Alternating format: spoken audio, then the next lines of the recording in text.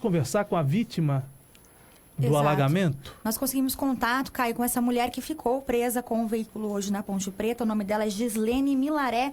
Gislene, boa tarde. Então conta pra gente como aconteceu isso hoje pela manhã. Havia alguma orientação para que você não passasse no local ou foi tudo muito rápido? Como aconteceu então esse acidente? Boa tarde. Boa tarde. Muito obrigada pelo espaço. Esse acidente não havia ninguém. Eu vinha vindo da Avenida Campinas para passar para o outro lado da ponte. Não havia nenhuma sinalização desse lado e também não havia água suficiente embaixo da ponte para que não pudessem passar. A gente sempre pergunta por que alguém vai passar aonde tem água. Não tinha água. A água é muito rápida. Ela vem violentamente como um carro que vem na direção lateral e bate. O meu marido vinha atrás na S10, achou também que poderia empurrar o meu carro para sair, porque a S10 é bem mais alta e a violência é tamanha da enxurrada que não dá tempo. É questão de segundos. Você não consegue pensar, ver, não é imprudência, ninguém vai querer passar no local daquele, principalmente a gente que tem empresa ali perto, conhece o local, e muito menos imperícia, nem imprudência e nem imperícia. Não havia do lado pelo menos ali da Avenida Campinas, nenhuma sinalização. A nossa sorte realmente foi o rapaz da máquina, que trabalha na linha do trem, não é da prefeitura. Todo o restante que veio para ajudar ou para falar, só chegou bem depois, quando a água já estava muito acima no carro. Bom, Gislene, vamos descrever novamente esse susto pelo qual você passou. Eu confesso que estive numa consulta médica hoje pela manhã e estou vendo agora as imagens com mais atenção. Felizmente não houve feridos, mas é um prejuízo duplo, então, para sua família, porque além do seu carro, a caminhonete do seu marido entrou com a caminhonete no alagamento com a intenção de empurrar o seu carro para fora da região alagada. Então, os dois carros ficaram submersos, tanto o carro do seu esposo quanto o seu carro também. Sim, são os dois carros.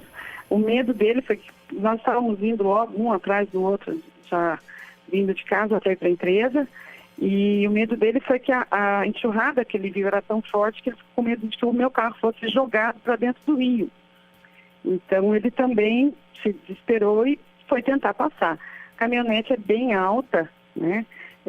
Então ele falou, olha, isso vai dar para passar, mas não deu. O susto é duplo, o prejuízo emocional, né, psicológico é muito pior do que qualquer material que tenha havido aí. Então é bastante assustador ver o que acontece ali e na rapidez em que ocorre. É muito rápido mesmo.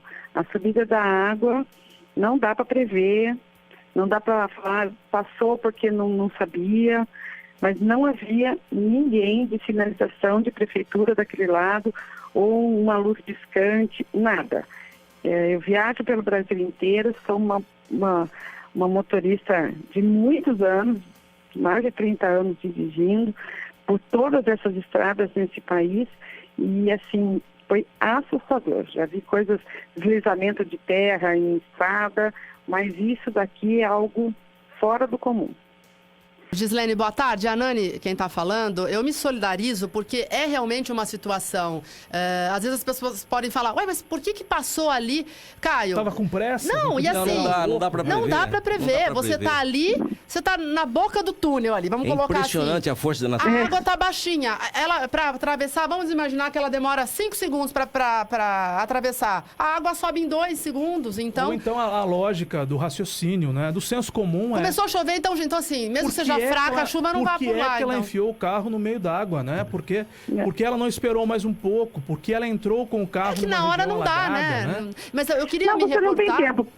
Não tem tempo de pensar, não dá tempo de pensar.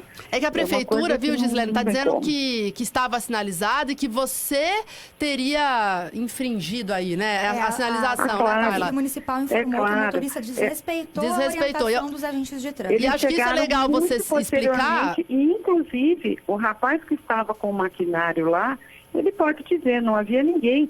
Ele pulou solidariamente, o rapaz se chama Fábio, ele também viu, ficou desesperado, ele pulou do caminhão na água, foi tentar empurrar o carro com a mão. Então, se houvesse alguém da prefeitura, a única pessoa que estava ali, que depois ainda emprestou um cabo, foi embora bravo, porque o cabo dele quebrou e quem que ia pagar o prejuízo? Eu disse que o prejuízo, como ele era da Civil, mas ele chegou bem depois, quando o carro já estava...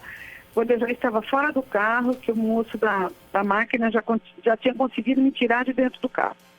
Porque primeiro eles conseguiram me tirar de dentro do carro, para depois tirar o carro. Esse tipo de afirmação da prefeitura é comum. O prefeito Mário Botion, ele costuma atribuir culpa de qualquer coisa que aconteça a quem quer que seja, não é? Ele e a prefeitura jamais têm responsabilidade. Desde que ela assumiu o governo, não é assim. É culpa do ex-prefeito Paulo Radich, é culpa sempre é de um terceiro, nunca é culpa da prefeitura. Então esse é um expediente de praxe da prefeitura de Limeira e é importante enfatizar que não havia nenhum agente da prefeitura, orientando o trânsito no local e ela, evidentemente por isso, é que passou pelo local. Mas eu gostaria que você descrevesse o salvamento que houve, não é? Porque as imagens mostram o seu marido em cima do teto, é da caminhonete dele ou ele já está no seu carro? Foi ele quem... Não, é do carro dele. Foi ele mesmo. Quem tirou você do carro? Como é que aconteceu esse seu resgate do local? Então, nós estávamos... Então, assim, olha, nós estávamos já vindo os dois carros ao mesmo tempo, né, para o carro, então não tinha ninguém daquele lado. O salvamento foi por conta do menino, do Fábio, que estava trabalhando na máquina. Ele baixou, o meu marido primeiro, ele já saiu logo em seguida, porque foi tão rápido que o carro dele, como ficou atrás, ficou mais na área mais profunda do que a minha ainda. Então encheu de água muito mais rápido o carro que estava atrás do que o meu, que tinha entrado primeiro no túnel. Então meu marido saiu pela janela, porque o carro dele ele conseguiu, e sentou em cima da caminhonete. Enquanto o meu não tinha como sair, ele é totalmente elétrico, não estava. E o menino então pulou por dentro da água, esse Fábio, e aí ele conseguiu fazer com que eu mexesse alguma coisa, o carro abriu a janela sozinho, e aí ele conseguiu me tirar de dentro do carro para depois pensar em outra coisa. Então, foi um baita susto, né? Muito susto, assim, esse menino foi um anjo, ele entrou do jeito que tinha, ele tentou do jeito que deu, e não saiu dali, ficou muito próximo, muito perto o tempo todo, até que, se tivesse alguém da prefeitura, alguém teria aparecido, pelo menos na minha frente, para falar, olha, estamos aqui, fique tranquilo, como foi o caso desse menino que fez isso. Então, não havia realmente ninguém desse lado sinalizando, ou dizendo, você passou, infringiu a regra, o que tinha por aqui. Então, bem depois que esse menino já tinha tentado de diversas formas, que ele já tinha pulado, me tirado de dentro do carro, é que apareceu um carro da Defesa Civil e depois, posteriormente, apareceu bombeiro, e aí o pessoal já estava com metade do salvamento, pelo menos da minha vida, já estava feito, até que alguém aparecesse da prefeitura. Possa encerrar, e para que a gente possa entender, essa retroescavadeira que aparece, ela é da Defesa Civil ou não? Não, eles são de uma empresa particular. Uma empresa que trabalhava ali próximo ao local. E o operador da máquina, ele desce para te ajudar. Exatamente. Ele que aparece de amarelo nas imagens, me parece, olhando de longe, ele é um operador, ele é de cor, não é? Pelo que eu vejo aqui. E vestido de amarelo. Vestido de amarelo, ele que pulou, ele que resgatou, ele que viu a gente lá, né, nessa situação. Olha, Caio, ele se afunda atrás do veículo, assim, você vê que ele né, cobre a cabeça, ele devia estar abaixado ali, mas tentando, né, fazer alguma coisa. Qual é o nome dele? Sim. O nome dele é Fábio? O nome dele é Fábio, eu tenho muito a agradecer esse menino, que ele realmente foi um anjo, não se poupou de tentar socorrer e nos socorreu, e a ele que a gente tem que deve mais do que gratidão pela vida da gente, porque ele, se dependesse realmente da defesa civil, ia demorar muito. Muito bem, conversamos então com a Gislene Milaré, que ficou presa então nessa enchente na manhã de hoje na Ponte Preta. Gislene, obrigada pela entrevista. Eu te agradeço. E é uma coisa assim, olha, como a gente sabe, não é uma coisa difícil nem cara, mas a prefeitura precisa tratar com um pouco mais de carinho esse tipo de local. E se não pode passar nenhum carro ou nada, antes de fazer pontilhões que ligam Walmart para bairros mais ricos, esse é um local onde a população e ônibus precisam passar o tempo todo, né? Todo mundo tem horário para chegar no seu trabalho. Então, são locais que precisam de muito mais atenção do que realmente fazer festa, fazer o carnaval ou deixar uma área muito bonita para a população.